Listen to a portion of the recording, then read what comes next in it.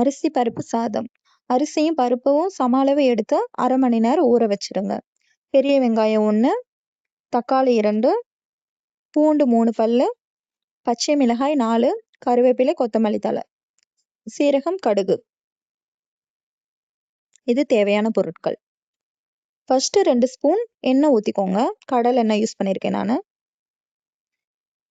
எண்ணெய் நல்லா காஞ்சதும் கடுகையும் சீரகத்தையும் போட்டுருங்க. நான் எண்ணெய் காயறதுக்குள்ள போட்டுட்டேன். நீங்க காஞ்சதுக்கு அப்புறம் போடுங்க.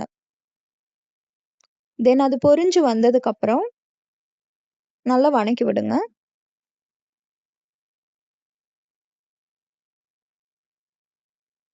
கருவேப்பிலை கொஞ்சம் போட்டுக்கோங்க.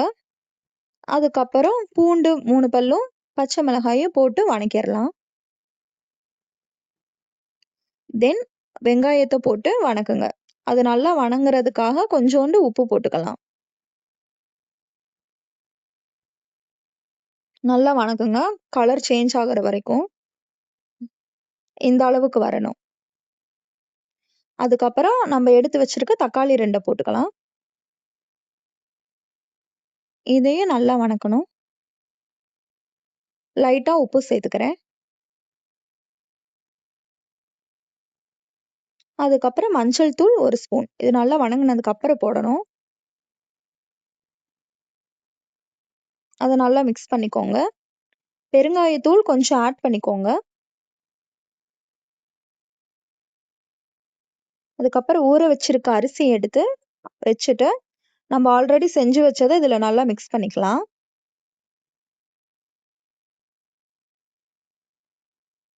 பருப்பும் அரிசியும் சேர்ந்து 1 கப் அளவு. அதுக்கு நம்ம 2 கப் அளவு தண்ணி எடுத்துக்கலாம்.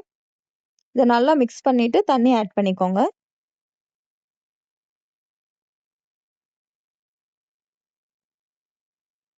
தென் தேவையான அளவு உப்பு போட்டுக்கோங்க.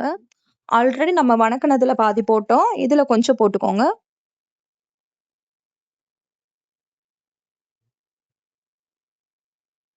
உப்பு சரி பார்த்துட்டு இன்னும் தேவைன்னா போட்டுக்கோங்க. நல்லா மிக்ஸ் பண்ணி விட்டுருங்க. லாஸ்ட்ல கொத்தமல்லி தழை போட்டுக்கலாம். அவ்வளவுதான். மூடி போட்டுட்டு 3 விசில் வந்ததும் நம்ம அடுத்து பார்க்கலாம். 3 விசில் வந்து வெயிட் இறங்கிருச்சு. தென் ஓபன் பண்ணி பார்க்கலாம். அரிசி பருப்பு சாதம் ரெடி. நீங்களும் ட்ரை பண்ணி பாருங்க, நல்லா இருக்கும். தென் சர்வ் பண்ணிடலாம். Thank you for watching our videos.